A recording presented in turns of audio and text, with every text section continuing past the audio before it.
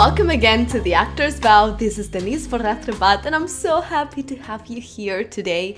If you're new to the podcast, welcome. What a great episode to come in. We're gonna have an amazing guest today. If you've been listening to the podcast for a while, I am so sorry. I miss you too. I know I have not been uploading every single week, but life has been hectic. It's been good, but a lot. I'm happy I'm here though. And I have some news. I'm going this week on a little mini vacation from Thursday to Sunday. Woohoo. It's not also like a complete vacation because of course I'm going to be taking my phone and my laptop and be doing work. But I'm still going to get to do some fun stuff and I'm very excited for that. I'm going to Palm Springs. That's not very far from LA, I know, but I've never been there. And I am very excited to just, relax and eat good food, party a little bit. And next week, I'm going to go to the north of California for a week too. Again, just bringing my stuff and, I might talk to you from there. Just updating you on my life. How are you? How is your life? I wish I could hear your answers. Oh, wait, I can, because you guys can DM me and tell me about your life, your problems. And, I'm your acting mom, so I'm here to help you. I do try to answer as many DMs and messages as I can and comments. There is a lot of you, but, I try. I love you guys so much. Let's just get straight to the point with today's episode because we have an incredible conversation waiting. Our guest today is Paul Fishman. He is a self-love leader. You probably heard that and you're like, what is that? What does that have to do with acting? A self-love leader, come on guys. He actually helps people. He helps people that struggle with self-love. Why? Because he struggled with it himself. And I'm gonna let him tell his story because he has a lot to say during this interview. But I've been following Paul on Instagram for a very long time, and his story and his messages on his platform have always inspired me, so I wanted to share that with you. Why? Because I do think that a lot of actors struggle with self-love. We are in an industry, we are in a job where validation is literally part of our job. We are rejected daily. We as actors need someone to like our job for us to keep doing what we love. So it's a struggle. Like mental health for performers is definitely a struggle. So that's why I brought Paul Fishman to the podcast today. I'm gonna let him say everything else and you listen to this incredible conversation. I have no doubt that this episode is going to be life-changing for some of you. So let's welcome Paul Fishman to The Actor's Vow. Hi, Paul. Welcome to The Actor's Vow podcast. It's so great to have you here today. Thank you for having me. Of course, this is such a different episode. I usually bring people from the industry in one way or another, but what you do is so amazing. I've been following you for a while now on Instagram. I love what you post. I love how yourself you are and your manicures and your funny videos, and it's awesome. Thank you so much. And I have to share that, uh, even though I'm not an actor in its own sense of the word, I definitely love to perform. So, Oh, okay. Did you do theater when you were younger? yeah, I did theater and I actually got my undergraduate degree from Berklee College of Music in songwritings. And lots of people wanted me to pursue like being a Broadway star, but I didn't have the energy or the self-worth or belief in myself to do that. I love that you brought that up, and that's why you're here today. But I love that. I love that background. I kind of see you as like a theater kid and all that. So that's awesome. So the first question that I ask everybody in the podcast is what made you want to be an actor? But for you, I want to know what brought you to this being a self-love leader.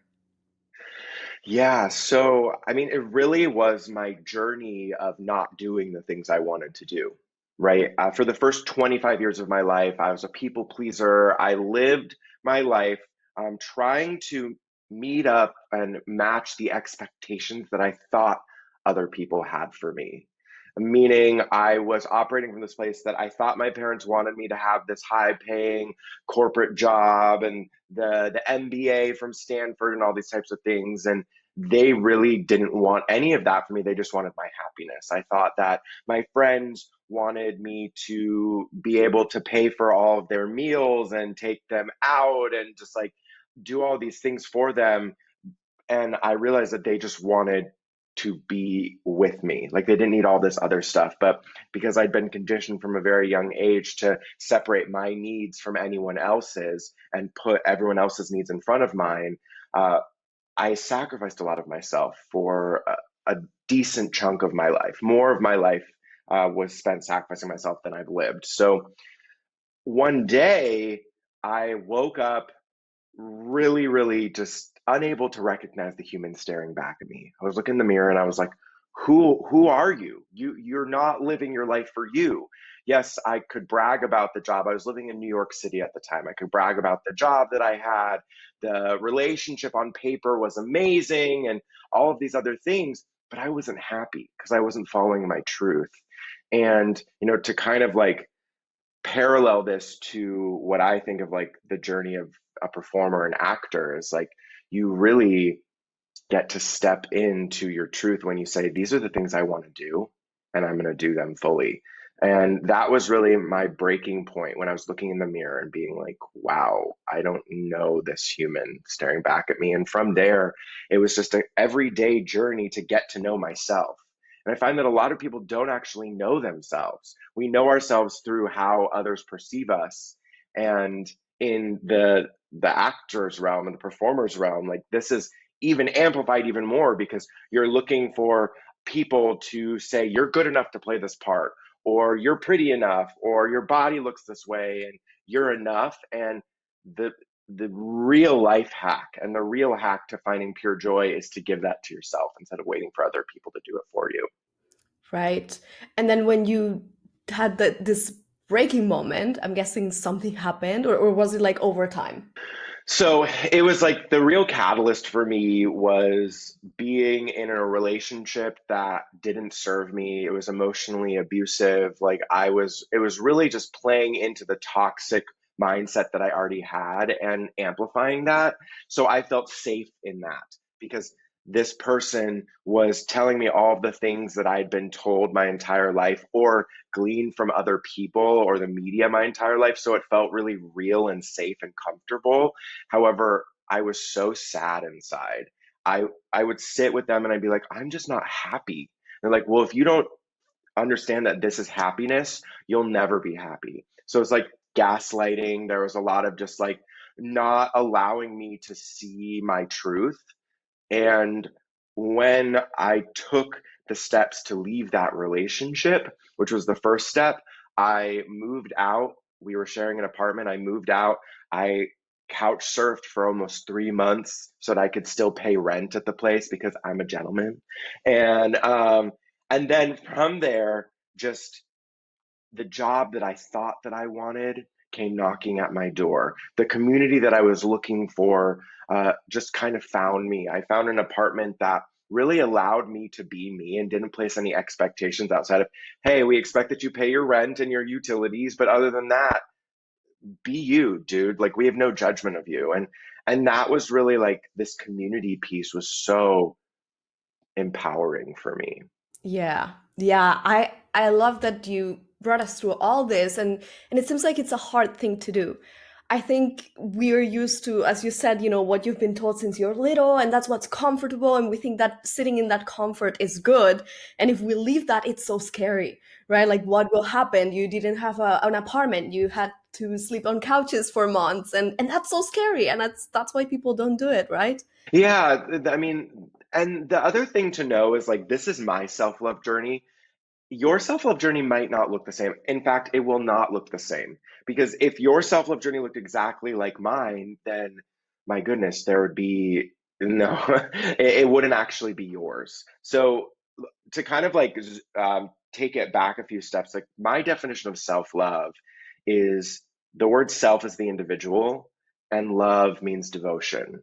So if you're operating from a place of self-love, you're operating from a place of devotion to your individuality, what makes you you. And this can be really, really hard to do because we're conditioned to want to fit in. We're conditioned to want to belong. And it can be even amplified in the acting world as well because you're trying to fit this, casting call, you're trying to be a certain size or look or weight or achievements or whatever, and it can be really hard. You may find yourself losing the real essence of who you are. And I want to challenge you, anyone who's listening to this, to really identify why you got into acting in the first place. And more importantly, how much of yourself are you sacrificing for this dream of yours? Because, and this is the thing that, I don't have personal experience with in the acting world. I haven't gone out and auditioned for this kind of stuff, but I do work with actors. And, this is the question that I always ask all of my clients in the acting space is, why are you doing this? Like, what's your actual why? And this is kind of a hard question to ask, because especially for the people who haven't seen success and are just like hitting the pavement, auditioning over and over and over and over and over again and not seeing success, it's like, why are you actually doing this? And I actually would just love to know, like, why are you pursuing acting? That's a great question. And I think it changes through the years. As you're saying that, I'm thinking about it. And I think most actors, we start from a kind of selfish place. We find it when we're young and it's somewhere where we find community. For me, I was bullied in school. I was a very introvert child. So when I found the theater, it was that place where I could just be myself. And there was that sense of freedom. And and it was that for a long time until I went to college and studied acting. And then at some point, these past few years, it's been reevaluating that and being that, well, that's my reason and makes me feel good, but I kind of want to make this about the community and about everybody else, and like this is not just about me. And that concept wasn't working for me anymore because I didn't find motivation in that, because I also find other things that bring me that freedom, right? So it was more now about finding, well, this is about everybody and how art and acting actually can change people, and how it changed my life, it can also change other people's lives, and how can I help them get there. So you take it from a selfish place to a selfless place. Yeah, that was my journey. Again, I think every artist has their own journey. Yeah. And kind of to like name something that I find across the board that might be hard to look at. So if I say this and you're just like, oh, I can't believe Paul said that, it's like a lot of people who look to these careers that just come with a lot of external validation, like, oh my gosh, you're amazing, you did this, awards this, round of applause this. There's part of our childhood where we didn't feel seen.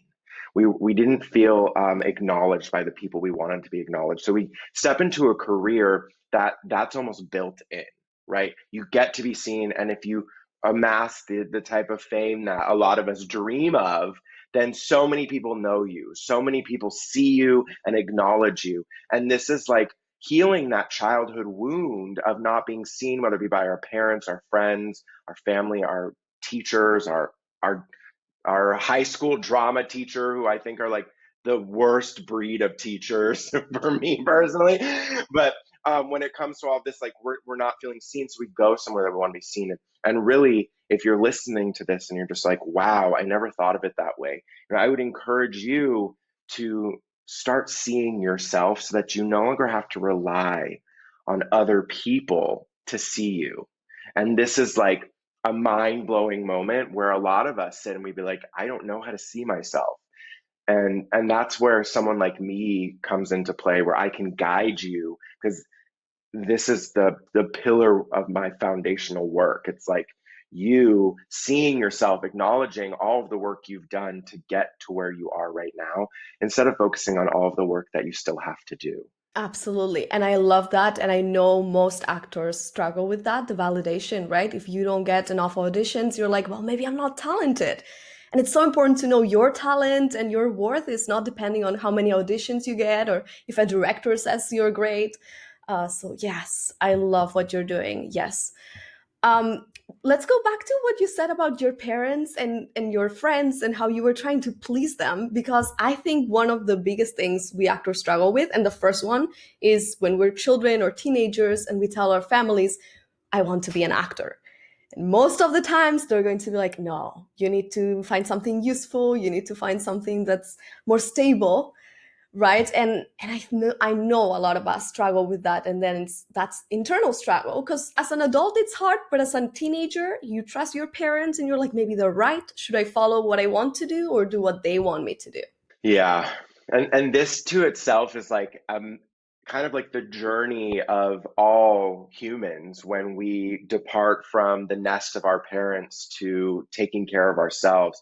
It's knowing that like what our parents are saying to us has nothing to do with us. It's a projection of their own stuff, their own trauma, their own stuff that their parents or their parents' parents or their parents' parents could have said to their creative kids, right? And it just passed down generationally.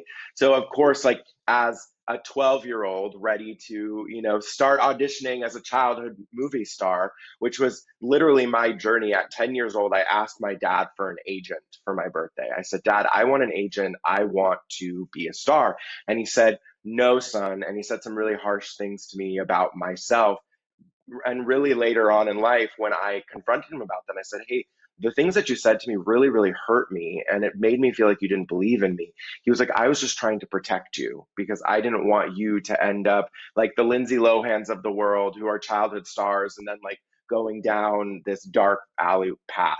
So knowing that, like, that was just his expectation that I would end up just like every other person. And really, that's his own understanding of the acting world or the world of the rich and famous or whatever it might be.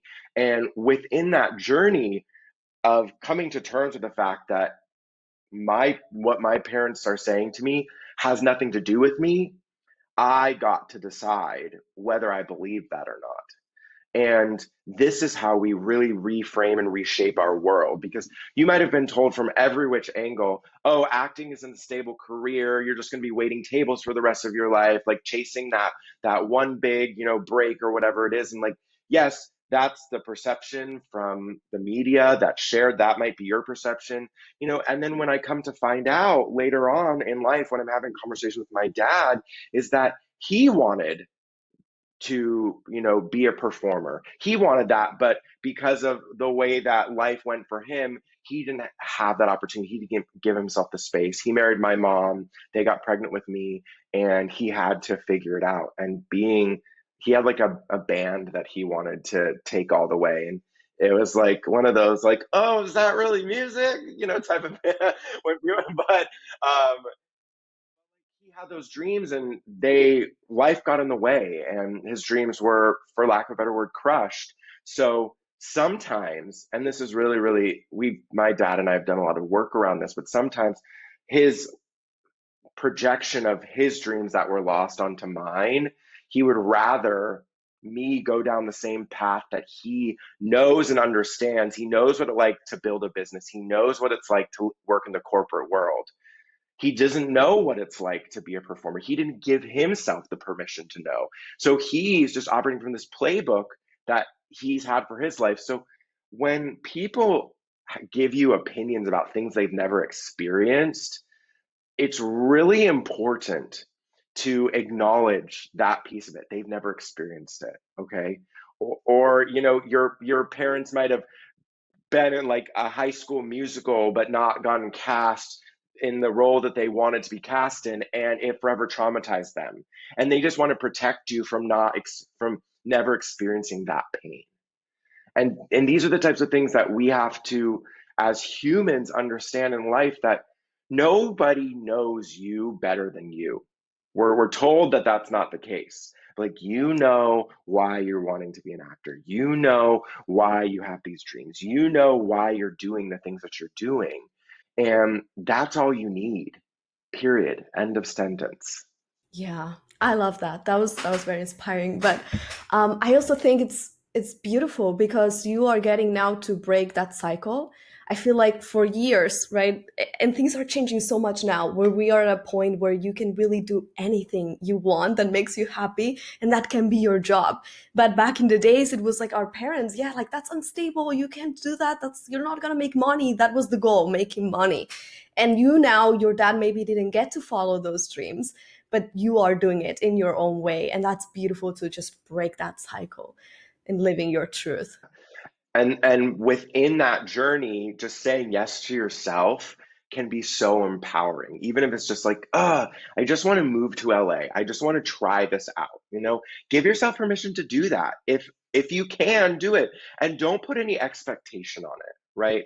Expectations are really the killer of all excitement and joy, because when you expect it to be a certain way and it doesn't work out, of course you're going to feel bad about it. Of course you're going to feel depressed. Of course, you're going to feel like you're not good enough. But if you walk into every audition, every experience, every step of the way, instead of being like, I'm going to go out to the club to network, I'm going to go out to the club to dance and have fun, right? Which feels more exciting to you? It could be like these little things. And granted, I know that there's, this work toward through the networking and hustling and making the connections and all this kind of stuff. And at the end of the day, it's just important to continue coming back to what's your why? Why did you do this in the first place? Why are you doing this? Why are you moving to LA? Why are you moving to New York City? Why are you going after these dreams?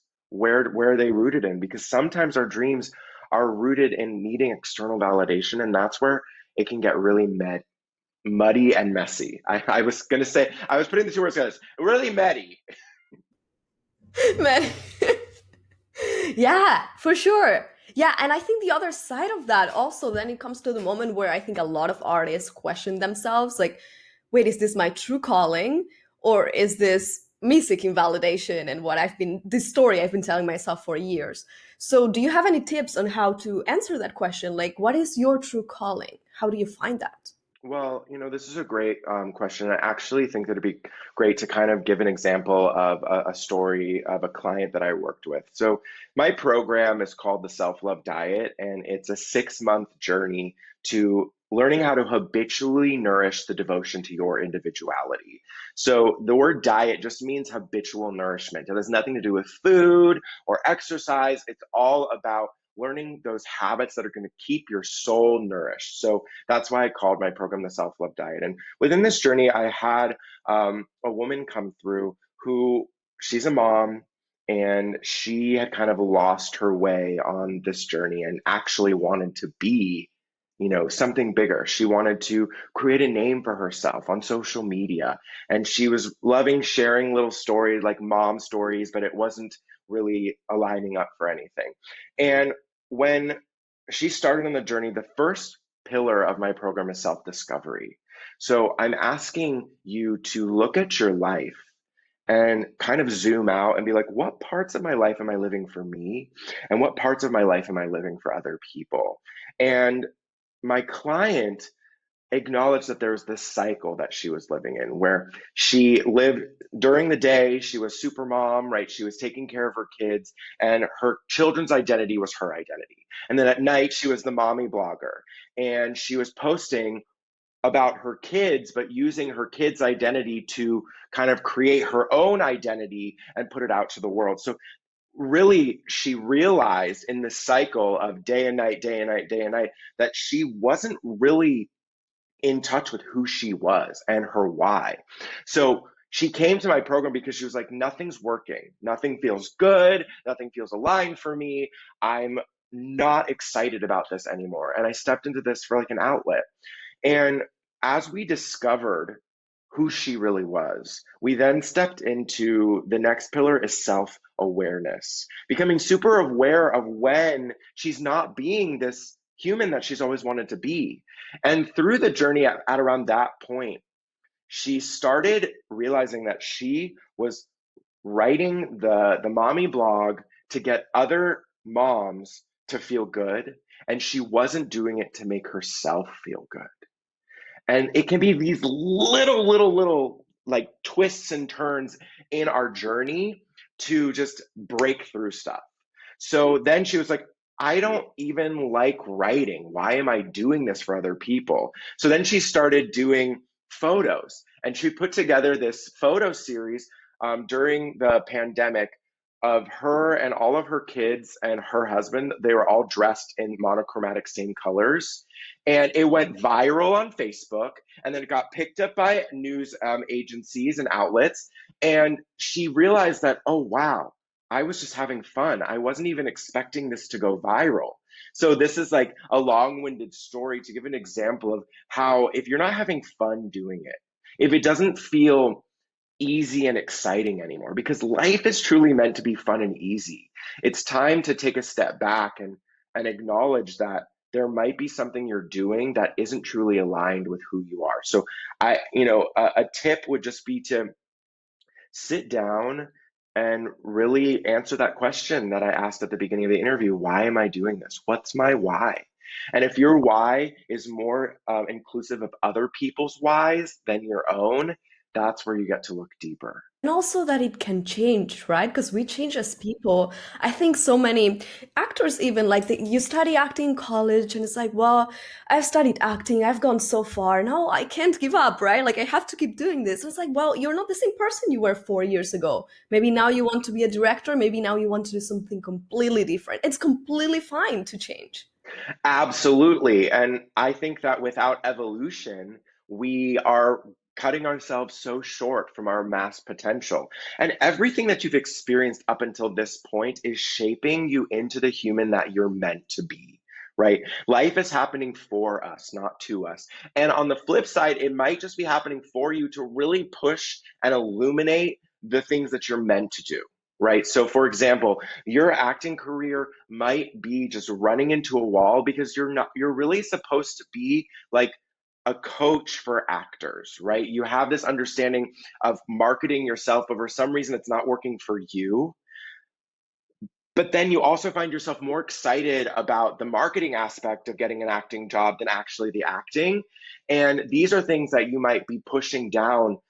For instance, maybe even you like starting this podcast. You're like, I love talking to different members of the acting community, and I want to be an actor. At the same time, like it's okay that the podcast is taking up more of my time, and the podcast is getting me more excited than going on auditions. Like that might not have been your story 1, 2, 3, 4 years ago. However, the more you push away the things that are happening in your life that feel good, the harder life is going to be. Absolutely. Yes. And also that both things can happen at the same time. I also find a lot that people are like, oh, now you started a podcast. I also have a coaching program for actors. I have started coaching them. They're like, well, now you're not an actress. No, I can be both. I can be an actress, do my auditions, and do this too. One thing doesn't exclude the other. Hmm. Amen. Yeah. And this is just like deep internalized conditioning, right? From my dad would always say, Paul, you you got to pick one thing and be really good at it. And I'm just like, okay, but I'm so good at so many different things. Like I want to do all of the things. And then later on, I found I got into human design and realized I'm a manifesting generator. And as a manifesting generator, we're meant to have multiple things going on at one time. We are jack of all trades. Like that is our design. That's how we flourish. So sometimes once again, our parents and people outside of ourselves do not know us and their projection of how we're supposed to be. A lot of times parents have this dream and idea for us before we're even born, right? Like my dad's dream for my sister was that she's going to be the president of the United States, and she's just like, Dad, I want to be a florist. Like I love flowers. And he's just like, oh, you're wasting all of your talent. And she's just like, okay, what part of this is you being supportive for me? None of it. Like, and it's just because they want the bragging rights of saying my daughter is the president of the United States. And it's just like, and then there's so you can always think about it that way. Like it has nothing to do with you. It has nothing to do with you. Your parents will be so upset about you being an actor until you get that big starring role and they get to come to the Oscars with you on the red carpet. Then they're like, oh my gosh, my kid is, this big movie star for an award. Like, it's like, I'm sorry. You are not allowed to boast about me now when you gave me so much crap my entire life. Right. Exactly. Yes. It's so sad. And I mean, your job as a parent is to make sure your child is happy. But it usually isn't like that, the experience for most people. But for yourself, you can do that for yourself, right? Like make sure that you're happy. And a lot of people worry, well, if I do something that makes me happy, that doesn't make money. And I think what we're not understanding is that what makes you happy, if you're on the right path, you will find the way. It will bring money. Everything will align for you. And I think you found that with your what you're doing. 100%, 100%. The when I look back at my journey, right? When I lived in New York City, which was at like the height of me not authentically being myself. I worked my way up the corporate ladder in luxury retail, and I was managing a Fifth Avenue flagship of a luxury jewelry store, and I was making great money, but I was miserable and I was so bored. I wasn't challenged at my job. And because of this, the money that I was making didn't feel aligned, and it just wasn't serving me, right? And I found myself in financial crisis because I was trying to fill the void of like my joy and happiness by going out and shopping and spending money and taking my friends on trips and like spending all this money on stuff that I didn't need to be spending my money on, and it wasn't necessary and wasn't making me any happier, right? When we try and fill a void with external stuff instead of looking deep, where did this void come from? Why is it here in the first place? That can be so destructive. And that's what happened. And then, fast forward almost, I've had my self-love coaching business for almost 4 years. When I started this business, it was part-time. And I was working in the fitness industry. I was a personal trainer, nutrition coach, spin instructor, Pilates instructor. And I really found like that performance that I'd always wanted to do. Like being a spin instructor is so much fun. And like you just get to put on a show and motivate people. And it's just like, I loved every second of it. And then one day I was sitting on the floor with a client, and she said to me, Paul, I just need to lose 3 more pounds, and the guy that I'm dating will finally like me the way that I like myself. And the face that you just had, like, oh no, is just like, that is the face that I internalized. And I'm sitting there and I'm like, oh wow, every single one of my clients has come to me for the desire for external validation. They're not doing it for themselves, right? They're not trying to get in the best shape of their lives for themselves. They're doing it for the job, for the likes, for the career, for the significant other, the relationship, whatever it might be. And I realized at that moment that I really wanted to get to the bottom of why that was and reverse engineer how we could fix that. And that's really where my program was born almost overnight. And at that same point, I was really looking for a way out of the fitness industry because, for those of you who are also in the fitness industry, or if you didn't know this, like if I'm teaching 11 spin classes a week, I have to be on, I'm doing that workout. That is way more effort that my body should be putting out. Like, and I was wired and tired. I was emotionally and physically exhausted from always being on. And I broke, and I was like, I can't do this anymore. So I was looking for a way out and was gifted this. And then I started signing clients and just authentically working with them. I had really had no idea what I was doing back then. I was just like talking to people about what they could do differently. People just saw me being my most authentic self. And now, almost 4 years later, like, well, 6 months into doing this part time, I was able to leave my fitness jobs and turn it into a full time career. And just know that if you are doing the things that you want to do fully, listening to that little voice inside of you that says, hey, instead of going out, let's go to sleep early tonight. Or hey, instead of eating the chicken and broccoli today, let's go get a slice of pizza. Like listening to that voice and acknowledging that like your inner truth, that direction is knows exactly what you need to do. Like there are times probably where you've gotten called in for parts that you do not align with. You're just like, ugh, I don't want to do it. But your agent is like, oh, it'll be great for your resume. And you're just like, I really do not want to play like hot girl number 3 at the bar for the millionth time or whatever it is. But it'll be great for your resume. And you're just like, no, this doesn't align with me. Well, I guarantee you, like I can guarantee now, don't like come for me if like you're just like, Paul, that's the only roles that I can get, but I hate them. And it's just like, then why are you even doing it? Because you continue to compound yourself as hot girl number 3 in the bar, and that's all you're ever known for. So what if instead of just doing it because you have to pay your bills, do it because you love it, and then the bills will get paid.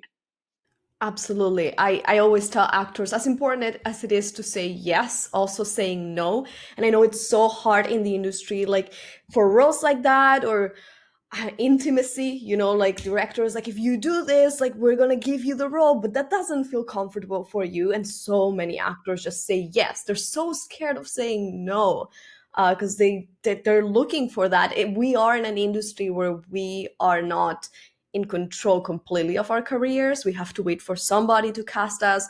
So it is very hard to be able to find your voice and say, no, this is what I want, this is what I don't want. Yeah, that makes sense. And at the same time, like I'm sitting here just acknowledging that you have a dream, and that's enough, right? Like your dreams are enough. And if you fully truly believe in yourself, those dreams will come true. And also know that it might not look the way that you think it's going to look. It might not look like you walking down the street and someone discovering you after, or a casting agent coming in and you're waiting tables, and they give you their number and then you call them, right? Like all of these like stories that you hear from like people who made it, or like you're sitting at a bar like Ashton Kutcher and getting cast for like Calvin Klein, and then the rest is history, right? So it's just like, know that like everyone's journey is different, and just the best advice I can give is just like keep doing it for you. If you love waking up every single day, going out, beating the pavement, doing all of that, keep doing it.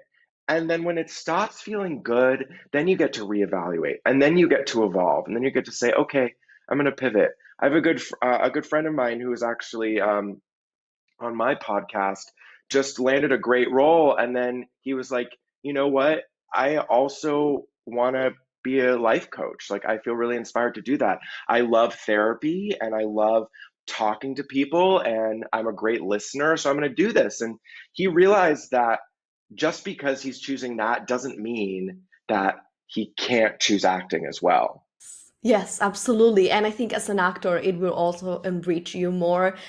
It's what we were saying, as an actor, it's so cool if you can also do something else, whatever it is, have a podcast, paint, write, something that has nothing to do with art. It's going to make you a more whole person. And that's what actors do, right? Like we explore other people, we are empaths. So absolutely, you can do more than one thing. I want to talk also about the physical validation. You kind of talked about a little bit. I know it's been a hard journey for me. I've heard you talk about it too. And I think in the industry, like it or not, it's very superficial. You will or will not get roles depending on how you look. And that's it. That's how it is.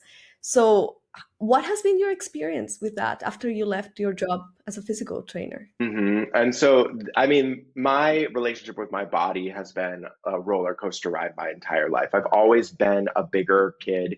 Even when I was teaching 11 swim classes a week, personal training, working out for myself, I was plant-based for almost 4 years, like doing everything to the book that you're supposed to do to get that perfectly chiseled body. I didn't have it. I still had excess body weight that my body was holding on to, that really as I continue to learn more, was actually inflammation and not body weight. It was because I was just working out too much. There is the threshold of working out too much. And I wasn't eating enough because I was working out so much. My doctors were like, you need to be consuming like 4,000 calories a day. And I'm like, well, I can't eat that many carrots, sir. And there's only so much protein powder that I want to consume. So, uh, but before that, I always used to think to myself, wow, if I were just thin, if I just had a six pack, I'd be happy. And I realized that like this is once again conditioning from your industry, from the media, that to be good, to get the girl, to get the job, that you have to look a certain way, right? And you have to be ripped and have 8-pack abs and perfectly chiseled face and all this kind of stuff. And like, yes, there is something to be said about that. But when you look at all the interviews with the Brad Pitts and the Chris Evans, who have to work tirelessly to get those phenomenally chiseled bodies, and all they can eat for breakfast, lunch, dinner is chicken and broccoli. It's like, and they say it was so miserable. Okay, I don't understand why like having a perfect body that makes you miserable is how's it going to make you happy? How's it going to make you happy? And this is really like, for instance, last or the day before yesterday, my husband and I were out and we had gone grocery shopping, and then afterwards he was like, "Let's go get In and Out," And I've really gotten to this place where it's like I'm just going to eat the things that I want to eat. And I move my body and I acknowledge and accept that my body looks this way. And this is the body that I'm meant to have right now. If I get so caught up in my body needing to look a certain way, then I kind of lose the human experience, right? When I got my personal training certification, I got it alongside a lot of like professional bodybuilders. And I would look at their bodies and be like, oh my gosh, there's not an ounce of body fat. And I'm like, I would go to them, I'd be like, bro, how did like, can you give me some pointers? How did you do that? And they're like, dude, don't do it. It's not worth it. It's not worth it. They're like, do you know how many family, functions I had to miss, or how many times I didn't go out, just like spending at the gym, just eating the same chicken and broccoli every single day. It's like, it's not worth it. And then it just doesn't feel good afterwards. It's like you're always looking for the next best thing, the next way to get your triceps to pop or your abs to explode. And where's the happiness and joy in that? And I understand that there's always going to be exception to the rule, right? I'm not this like guru who knows everything about everything. I'm just speaking from this place of self-acceptance. Accept that like I accept that my body is always just going to have excess body weight on it. My body's always going to be a little bit bigger. And yes, I can fantasize about one day being able to afford the personal trainer to train me 6 days a week and, have the private chef, all these things that I think would really encourage me. I can fantasize about that for sure. And then I can also get present and be like, wow, you know, I'm grateful for my body because it allows me to move. It allows me to do the things that I want to do. I had just like a little bit of a side story. I've been for the past 6 months. I've been suffering through a rare skin disorder that it just fully encumbered my skin. I just get excess skin. My husband calls me Elsa. He's like, "Oh, you're making it snow wherever you go," and really itchy. Wasn't able to sleep. My feet started cracking. I wasn't able to walk. And I remember there was one day where I was standing with him as my husband was putting lotion on my back. And I just broke down crying. I was like, I wasted my health. I didn't go after the things I really wanted to do. And now I'm having a hard time walking. Like, will I ever be able to go do the things that I want to do? Will I ever be able to actually make my dreams a reality when I can't even function for more than 20 minutes without having to lay down? And like these are kind of like these mind-blowing opportunities to say, okay, yes, this skin disease sucks, Paul, or whatever you're going through just sucks, right? And what can I learn from this? Why is this happening for me? If I acknowledge that I'm meant to learn something from this, what am I meant to learn? And it really pushed me to surrender to my body had a message for me, and really underneath it, outside of doing like working with my doctor and all this kind of stuff, like I had a lot of pent up anger around at myself for not following my dreams, and that anger was personified through this rash on my body. So expressing that anger, saying I'm never going to allow myself to make an excuse or a reason why I'm not going to go after my dreams. So I'm still on the healing journey, but it's really, really catapulted me into this acknowledgement that the only person who's living my life is me. And I get to live my life for me and nobody else. And granted, there are other people who are directly involved in my life, like my partner and my parents and my friends and my community, my clients. And also the best way that I can support other people changing is by changing and acknowledging myself. Yes. I mean, thank you for sharing that. I bet it's been tough and you've turned it around into something that you're learning from. But I love this last thing you said, that a lot of people think self love, self care is so selfish. And it really isn't. it is, you're actually helping yourself and others, because the best version you can be of yourself, the best version you can be for others too. Yes, 100%. It's like this whole understanding that when you operate from a place of that devotion to your individuality, right? You are allowing all of your gifts to shine through. Like my client I was talking about, she didn't like writing, but she liked photography. She liked dressing her kids up. And she gave herself permission to do the things that she really loved, gave herself permission to create those gifts and share them with the world. That was an act of self-love. And she was taking care of herself. And because of that, it was so aligned that then she received the outcome that she always wanted. And this is like really, really beautiful to witness as her coach, but also just as a human, because I see it in my life too. When I do the things that I truly want to do, I'm fully taken care of. And I have another story for you if you'll hear it. Um, so in April, I flew to Charlotte, North Carolina, and worked for 9 days straight with a mom, a single mom, and her two kids on self love. And she allowed me to bring in my friend and a sound guy, and we filmed the entire thing because I am really, really passionate about spreading this message. And also because we wanted an agent since we were 10. Like, I would love to have my own show focused on like how self-love can transform your life.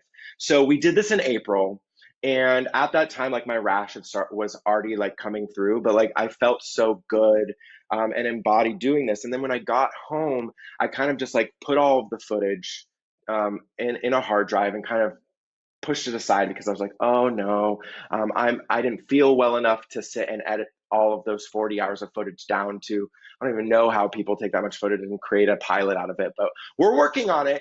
And I just put it aside and I kept on saying, I'm not going to do this. I'm not going to do this because there were two reasons. I mean, the physical reason, I couldn't even sit at my computer to do it. But the other reason was that I was so scared to actually put my dreams out there, right? When I edit this, and I have it and I send it to the people that I'm connected to that I know who said that they would take a look at it, that means that my dreams are now in other people's hands. And that can be so scary. So I would rather keep it tight and close to my body and not edit it than actually put the effort into it. So, then this kept on happening and my life started getting harder and harder, right? My disease wasn't getting better. I was feeling really suffering. My relationship with my parents kind of got really, really rocky. My relationship with my partner, I started pushing him away because I was just feeling so alone. All of my business that I had going started to like dry up, and I was like, I don't know how I'm going to pay my rent next month, right? Like, and I said, okay, I sat down and I was like, what is it that I personally can do? Because I'm talking about my program on Instagram, sending out the email blasts, uploading my podcast. I'm doing all of the things that normally work, but it's not working.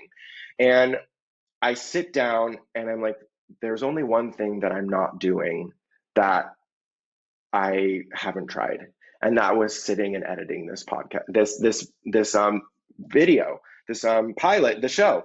So I sit down and I just start reviewing the footage. I set an hour on my timer and start reviewing it, and then later that day, I went live on Instagram at like 10 p.m. at night, which for some reason is like the best time for me to go. People like are in their bed and they're just like, oh, let's learn about self-love right before bed, and um, not only does Instagram pay me $100 to go live because some creators they're like allowing they're putting some whatever they're yeah, yeah.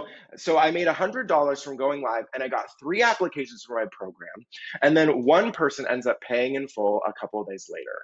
Okay, so and then my rent is paid and even more so. Okay, and the reason I'm sharing this story is because I truly believe that it was because I sat down and did that for myself. That the universe was like, keep on doing this, keep on doing this, keep on following your dreams, even if nothing comes from it. You got to give yourself that permission, and we will take care of you. And that's the thing. So if you're listening to this and you want to be an actor, but you also have this urge to write a children's book, start writing the book. Give yourself permission to write the book and see how the universe provides for you on the other end. And this is really just like how we let go and the big mindset shifts that can really change your life. It's just like, oh, wow, I'm doing this for me, and therefore I'm going to be taken care of. And the universe is going to allow me to do the things for me as well. Yeah, I love that. And my journey this year has been very similar. And I find that so many of us are more scared of this success than not being successful. And I had never realized until this year when things seemed to finally be going well for me and I started my business. And I'm like, yes, like finally things are working out because I've had like the worst last 3, 4 years. And I found myself with so much like fear and anxiety of being like, oh my God, like things are going well. What if they stop going well suddenly? What if I do something wrong? And that is part of the journey too. And then as you said, like kind of pushing yourself to edit that video, push yourself to post that video that you shot maybe and then you didn't dare to post. And you have to like keep pushing yourself a little bit sometimes. It's not always easy and it's just not going to come. Okay, before we go, I have three short questions for you. The first one is, can you tell us three self-care or self-love tips that you do on a daily basis? Yes. So the one thing that I try and am successful 9 times out of 10 is I spend the first 30 minutes of my day technology free. So I'm not on my cell phone. The second I wake up, I do my best to just stay off of social media for the first 30 minutes. It changes my outlook on the day.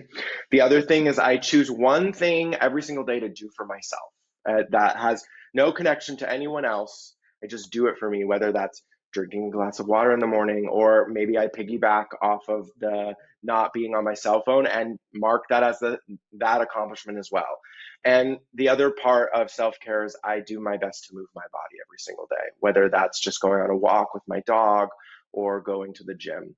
It really keeps me centered and grounded in my body. Because when we get into our heads, that's where stuff can start going wrong. But when our body has all the answers.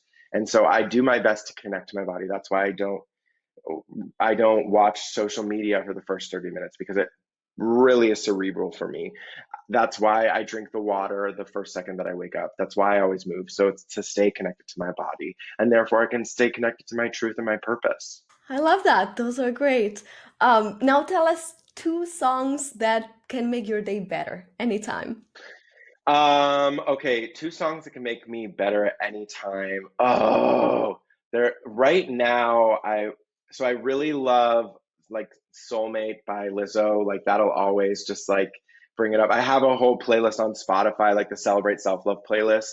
And another song that I'm really just having fun. Any song that I can dance to feels good, but I really, really am enjoying another song called Fly Away by who's it by? Wait, let me tell you. I'm opening up my Spotify right now to tell you. Um, where is my playlist? Oh, here it is. By Tones and I. Hey, okay, haven't heard them. I'll check them out. Cool. All right. And the last one, tell us one thing or one person that can always make you smile if you're having a bad day. Okay, really cheesy, but just looking in the mirror and looking at myself, I give myself permission to always make myself smile. So I don't have to rely on anyone else. I love that. Okay, that was a great answer. All right, so tell everybody where they can find you and your work and work with you. Yes, so you can find me on Instagram at Paul Fishman, my first name Paul, last name Fish, like the things that swim in the sea, man like me. My website is paulfishman.love.love, and you can apply for the self-love diet anytime. And I am so excited to welcome you into the community, support you. And my DMs on Instagram are always open as well. So please. Oh, and I also have a podcast called The Road to Self-Love where I have my guests join me literally and figuratively on the road to self love when we drive around in my car. Amazing. That's really cool. All right, so everybody go follow Paul and see all his content. It's amazing. He always puts tips and things on social media. So thank you so much for joining us, Paul. It was so great to connect with you. Thank you. Hello everyone, it's me again. I really hope you enjoyed this interview. I think this is one of those episodes that you want to listen more than once. The amount of wisdom that Paul gave us in this episode is incredible, and I'm so grateful that we got to share this time, this conversation with all of us. So thank you, Paul, again for coming to the Actors Vow podcast. For sure, go follow him on social media. He has a lot going on. He has a lot of ways in which he can help you. And his social media is also a lot of fun. It's like a party going on there all the time. And we're here for it. So that's going to be all for this week. I hope you have an incredible rest of your week. As always, please follow The Actors Vow on iTunes, subscribe on iTunes, and leave a review. It's so helpful for the podcast. And also follow The Actors Vow on social media, on TikTok, Instagram, Facebook, Twitter, and YouTube. You know that on YouTube you can watch the interviews with video included, which is always a lot of fun. Thank you again, everyone. I love you so much, and I'll see you soon.